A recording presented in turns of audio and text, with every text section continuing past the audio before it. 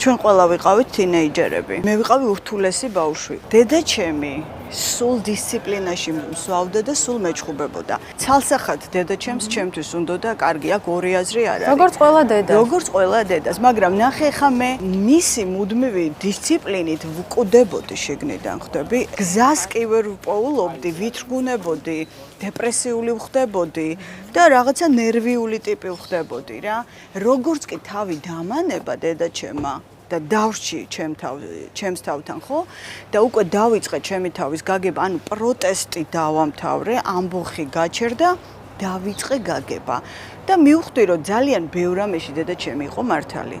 მაგრამ სანამ ის აი ეს ემოციით ზეწოლას ახდენდა, რომ ალბათ დაავადებებისკენ უფრო წავედი, ვიდრე ის რომ რამე გამეგო. გაგება არ შეუძლია გონებას თუ ის არ დარჩება მარტო. აი ეს ჩვენ რო გონია რომ მიყვარს და იმიტომ ვეჩხუბები, ეს დანაშაულია, მაგრამ ნუ ამ ცნობიერებაში ითვლება ნორმად და წეღან ხო ვთქვით რომ ფსიქიკა არის ფსიქიკა, შენ მოგწონს თუ არ მოგწონს, მაგალითად არაცნობიერი რო არსებობს, ის არსებობს, ხო? ისევე როგორც ყინვა მოგწონს თუ არა, ის არსებობს, ხო?